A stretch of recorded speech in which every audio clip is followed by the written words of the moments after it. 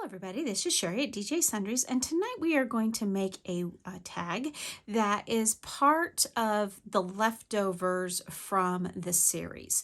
And what I mean by that is you may recall that one of the tags that I showed during the series was this tag, and I mentioned how much that I really liked it. And I made one that was similar to this. It was from a different tree, and I didn't even realize that until after the video was already over. The tree that I used was one of the shorter trunked bottle brush trees, but that was fine. It turned out just fine. But in the process of trying to decide what I was doing with these watercolor tags that we had made, in playing with it, I found a technique that really didn't work out so well, and I didn't end up using it, but there was one that turned out that I really liked, and I couldn't throw it away when I went to throw it away, and that's the tag we're going to play with tonight. So to start with, the tag is cut out of watercolor paper using this framelits Tim Holtz die 658784, and it's the largest one. It's a leftover tag from the original series. Now, I am going to be using a couple of different stamp sets in this series. The first set that I used was this Winter Watercolor 2 stamp set. I believe this is from 2021, but it is still available. And I used this big Christmas tree. When I was playing with what I was doing with that stamp set, I had stamped several of these Christmas trees. I had also stamped another stamp on the back from this year. It was this series here from the Festive Collage. But I didn't like the way either one of them had turned out. So then we are going to also pull the sentiment that says Christmas greetings from this poinsettia Christmas stamp set, and I don't even remember how old it is, but again, it's still available. So I want to show you the tag. Now, you've already seen the back of the tag and kind of what a mess it was. That didn't work out. And so then I tried a technique using the same technique that I used on the bottle brush tree. And I was like, and you can barely see it, and you can see under the lights the to and the from. Because this was actually the back side of the tag that I figured, well, I'm not going to waste the paper. I'll just play with it. It's not that noticeable. And by the time I'm done with the tag, I don't think you'll be able to see it. And I didn't even see it until it was under the light. Now, there is kind of some mess over here. But again, we're going to cover up and see what we can do. Well, because I have this big mess on the back, I didn't want that to go unchecked. So I pulled this Christmas Noel paper from Tim Holtz. It's an older collage paper that he had out there, and I cut another die or another tag using the same die, and when we're all done, I will put this on the back of the tag to cover all of that up and kind of finish off the tag.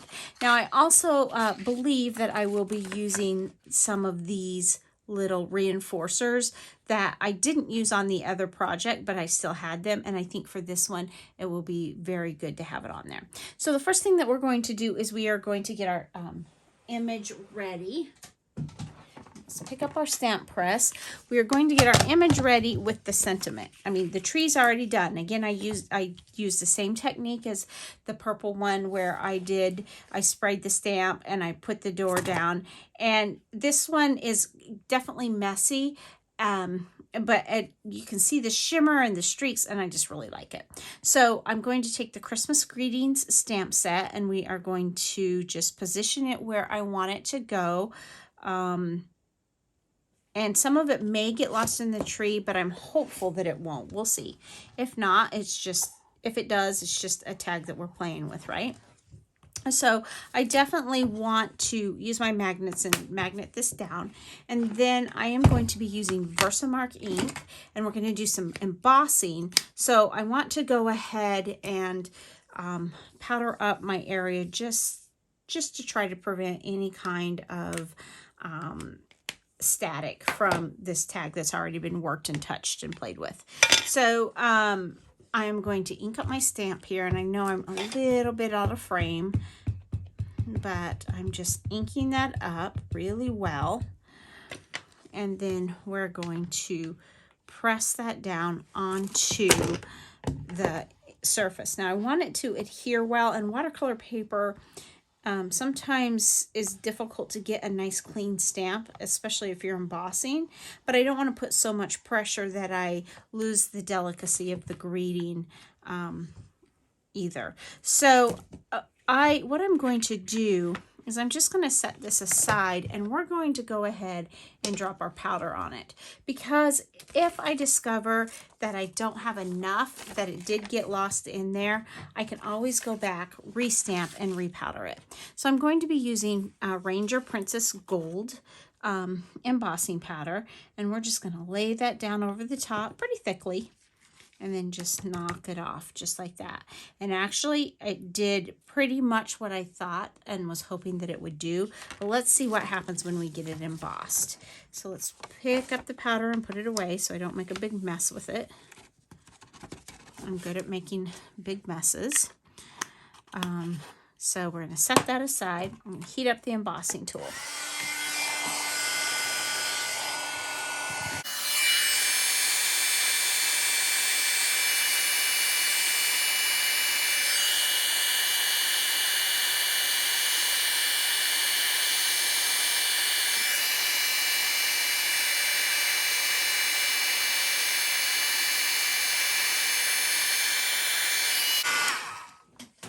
And there we have where it says Christmas greetings right on top, just like that. So there we have our image. And, you know, you could probably do more with it, do something on the side, but I think I'm just going to leave it kind of rustic like that. And now I'm going to see, do I want the hole enforcer or do I not? Yeah, I think I do want it. But before we go ahead and adhere that, let's get the back of our tag put on the tag. I could use either side, but I think I'm wanting the green to be the main color in this tag.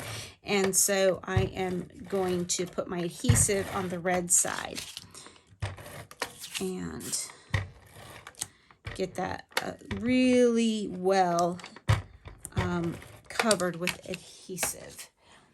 And then we are just going to line them up. Now, if I was a little bit better prepared, it would be a good idea. You could line it up with your stamp press if you wanted to.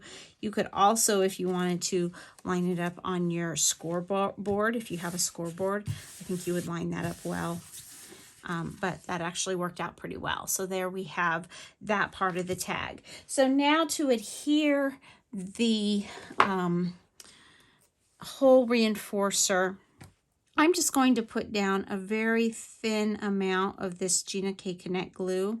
I don't want it to overflow, but I want to get enough that it will stick. And make sure my hole is covered and just kind of press on that a little bit. And that's that part of it's done, just like that. So on the back side, let's take a look. I think I really like that finished look of going ahead and putting that on the back side as well. So we're going to just put that on the back side. Now this particular tag, you could just write on it. I'm not going to stamp to or from. If you wanted it to be a to or from tag, you could also, if you wanted to just use it almost as a card, you could turn it into a gift card. But for me, I am just going to put that hole reinforcer on there, and there is the tag itself. Now I have this green, and I like it because it's got that bit of gold. I am a little concerned that it's going to be too much green and gold, but let's just take a look and see what happens. Yeah, it's got a bit of green and gold in there that I just feel like it's just a little bit much. So let me grab some red ribbon. Let's see if I have some next to me here.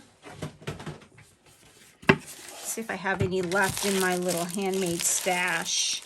You know, I do have, let's see what this looks like. So this is a combination ribbon that I made when I was spraying my ribbon. This one is a combination of tart cranberry and tree lot.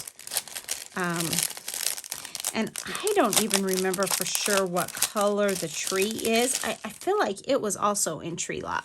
But this is kind of some wild, crazy ribbon, this variegated tone ribbon. But I think it's actually going to give it that rustic look that I'm kind of going for with this tag. And kind of vintagey, rustic, funky with the ribbon type of a look. We'll see if I like it. I don't know. I'm not sure I liked the way this ribbon turned out, but oh yeah, that's going to look good.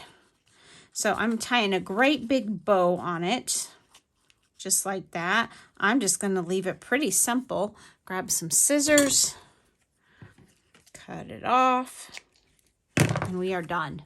So now we have kind of an impromptu tag. I could use it as a card front. I could put some splatter on it and hide up some of those little scuff marks, but I think I am just going to leave it just like it is because I like it. And it seems old, even though you saw me make it right now. So thanks so much for stopping by today. And remember, take some time to enjoy the little things. Have a great day. Bye.